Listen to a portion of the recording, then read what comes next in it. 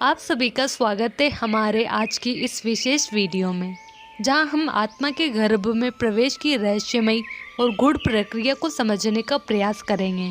क्या आपने कभी सोचा है कि एक आत्मा जो जन्म लेने वाली होती है, वह माँ के गर्भ में कब और कैसे प्रवेश करती है? क्या यह केवल एक जैविक प्रक्रिया है या इसके पीछे कोई सूक्ष्म ऊर्जा और दिव्य योजना काम करती है? गरुड़ पुराण और अन्य प्राचीन ग्रंथों में इसका बहुत ही सूक्ष्म और वैज्ञानिक वर्णन मिलता है। आज हम जानेंगे कि कैसे माता पिता के विचार, भावनाएं और उनका स्पंदन स्तर मिलकर एक ऐसे ऊर्जा क्षेत्र का निर्माण करते हैं जो आत्मा को आकर्षित करता है, और कैसे वह आत्मा गर्भ में प्रवेश कर धीरे धीरे शरीर का निर्माण शुरू करती है।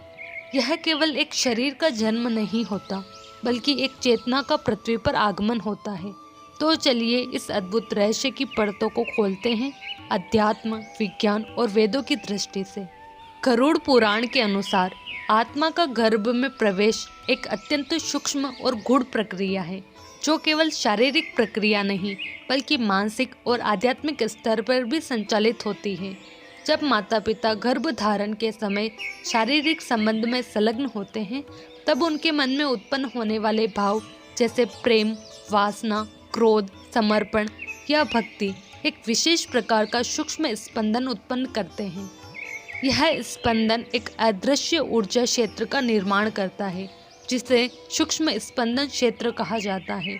यह क्षेत्र ठीक उसी प्रकार की आत्मा को आकर्षित करता है जिसका मानसिक और आध्यात्मिक स्तर माता पिता के उस समय के भावों से मेल खाता हो।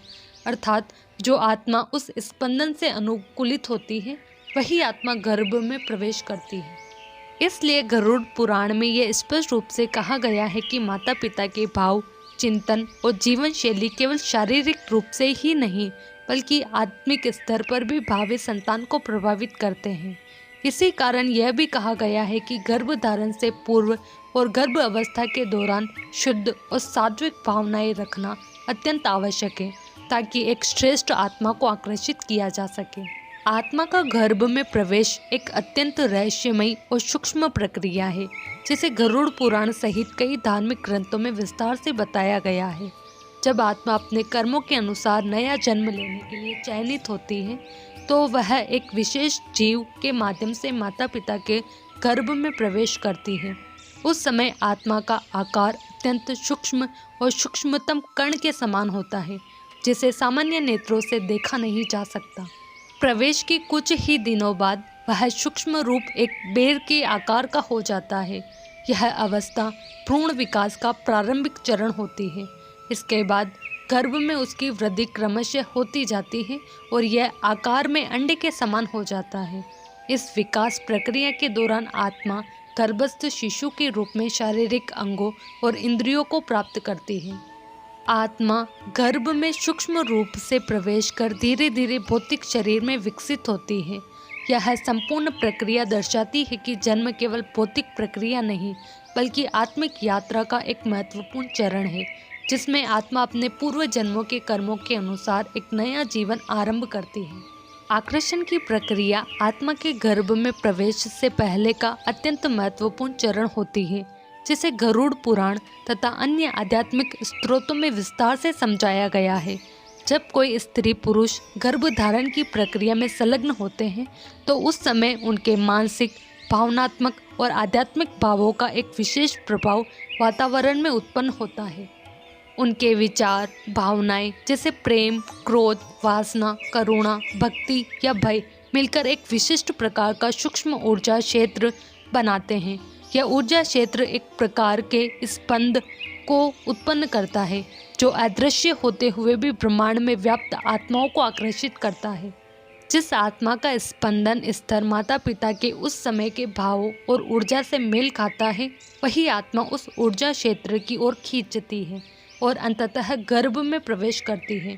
यह आकर्षण केवल भावनात्मक ही नहीं बल्कि एक ऊर्जात्मक मिलन भी होता है, जो यह सुनिश्चित करता है कि आत्मा और भावी माता पिता के बीच एक सूक्ष्म संबंध पहले से स्थापित हो।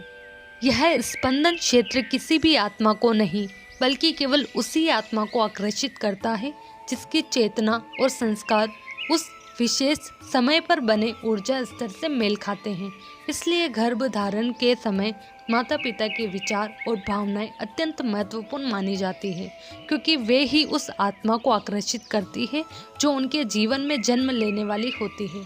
जब आत्मा माता पिता के भाव और ऊर्जा स्पंदनों से आकर्षित होकर गर्भ के निकट पहुंचती है तो वह तत्काल गर्भ में प्रवेश नहीं करती, बल्कि कुछ समय तक उसके आसपास मंडराती रहती है। यह अवस्था अत्यंत संवेदनशील होती है, क्योंकि इसी दौरान आत्मा उस वातावरण का सूक्ष्म निरीक्षण करती है, माता की शारीरिक, मानसिक और भावनात्मक स्थिति को अनुभव करती है। जैसे ही आनुवांशिक प्रक्रिया प्रारंभ होती है, अर्थात शुक्र और अंडाणु का मिलन होकर एक नई जीवन इकाई का निर्माण होता है, आत्मा सक्रिय रूप से उसमें सम्मिलित होने की तैयारी करने लगती है। इस चरण में आत्मा केवल एक दर्शक नहीं होती, बल्कि वह गर्भस्थ जीवन के विकास में एक महत्वपूर्ण भूमिका निभाने लगती है। यह आत्मा जीव कोशिकाओं के विभाजन की प्रक्रिया को तेज कर देती है। आत्मा की उपस्थिति और उसकी ऊर्जा उस सूक्ष्म जीव में एक प्रकार की गति और चेतना भर देती है, जिससे कोशिकाओं का विभाजन अधिक व्यवस्थित और सक्रिय रूप से प्रारंभ होता है। यह विभाजन ही आगे चलकर भ्रूण के विभिन्न अंगों, इंद्रियों और तंत्रों का निर्माण करता है। इस प्रकार आत्मा केवल शरीर में प्रवेश ही नहीं करती, बल्कि जीवन के निर्माण की प्रारंभिक प्रक्रियाओं को भी गति और दिशा देती है। इसलिए कहा गया है कि आत्मा के बल से ही एक निष्प्राण जीव कोशिका धीरे धीरे एक चेतन जीवन के रूप में परिवर्तित होती है। गर्भस्थ जीवन के विकास के क्रम में जब आत्मा गर्भ में सक्रिय रूप से प्रभाव डालने लगती है और कोशिकाओं का विभाजन तीव्र गति से प्रारंभ हो जाता है, तब सबसे पहला और महत्वपूर्ण अंग जो विकसित होना शुरू करता है वह है हृदय। आत्मा की चेतना और ऊर्जा का केंद्र भी हृदय के आसपास मानी जाती है, इसलिए यह अंग सबसे पहले रूप लेना शुरू करता है। हृदय केवल एक शारीरिक पंपिंग यंत्र नहीं है, बल्कि यह जीव के संपूर्ण जीवन ऊर्जा का मुख्य स्रोत होता है। जैसे ही भ्रूण में हृदय का गठन प्रारंभ होता है और उसकी धड़कनें आरंभ होती है, वैसे ही पूरे शरीर में प्राणवायु और पोषण तत्वों के प्रवाह का मार्ग बनता है। हृदय बनने के बाद ही अन्य अंगों जैसे मस्तिष्क, फेफड़े, यकृत, हाथ पांव आदि को आवश्यक पोषण मिलने लगता है। हृदय की धड़कन भ्रूण के भीतर जीवन की पुष्टि करती है और यह स्पष्ट संकेत होता है कि अब शरीर में आत्मा ने पूरी तरह से सक्रिय उपस्थिति बना ली है। इसलिए गर्भवती महिलाओं के लिए यह क्षण अत्यंत भावुक और पवित्र माना जाता है। जब पहली बार भ्रूण का हृदय धड़कता है, यह केवल शारीरिक विकास नहीं, बल्कि आत्मा और शरीर के मिलन की आध्यात्मिक पुष्टि होती है, जिससे शिशु का संपूर्ण जीवन मार्ग तय होने लगता है। आत्मा के गर्भ में प्रवेश की यह संपूर्ण प्रक्रिया न केवल शारीरिक और जैविक दृष्टि से महत्वपूर्ण है, बल्कि यह गहराई से आध्यात्मिक और ऊर्जा आधारित भी है। गरुड़ पुराण, उपनिषदों और कई आधुनिक आध्यात्मिक विचारों में यह स्पष्ट किया गया है कि जन्म केवल शरीर धारण करना नहीं है, बल्कि यह आत्मा की एक नई यात्रा की शुरुआत होती है, जो उसके पिछले जन्मों के कर्मों, संस्कारों और सीखों से जुड़ी होती है। गर्भ एक तरह का ऊर्जा मंदिर बन जाता है, जहां आत्मा न केवल शरीर बनवाने की प्रक्रिया से गुजरती है, बल्कि वह माता के मन, भावनाओं, वातावरण और व्यवहार से भी गहराई से प्रभावित होती है। गर्भ के 9 महीने आत्मा के लिए एक प्रकार की संस्कारशाला होते हैं, जहां उसे भाव, संवेदनाएं और ऊर्जा मिलती है।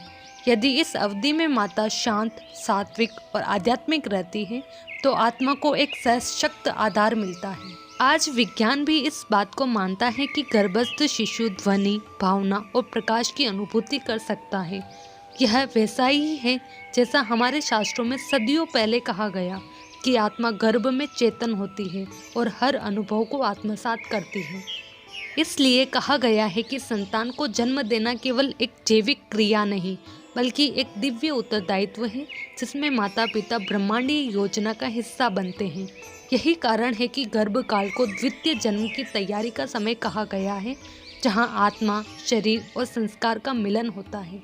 आत्मा का चयन और पूर्व नियति। धार्मिक मान्यताओं के अनुसार आत्मा स्वयं अपने जन्म के स्थान, माता पिता और जीवन परिस्थितियों का चयन करती है, अपने पिछले जन्मों के कर्मों और आगामी सीख के आधार पर। यह चुनाव आकस्मिक नहीं होता, बल्कि आत्मा के विकास क्रम का एक नियोजित हिस्सा होता है। इसलिए कहा जाता है कि हर जन्म का कोई उद्देश्य होता है और हर माता पिता के पास आने वाली आत्मा कोई संयोग नहीं बल्कि एक विशेष कारण से आती है। गर्भकालीन संस्कारों की भूमिका। गर्भ के 9 महीनों को वैदिक संस्कृति में अत्यंत पवित्र माना गया है। गर्भदान से लेकर सीमंत तक कई संस्कार बनाए गए ताकि माता पिता अपने विचार, आहार, आचरण और ऊर्जा को सात्विक रख सके।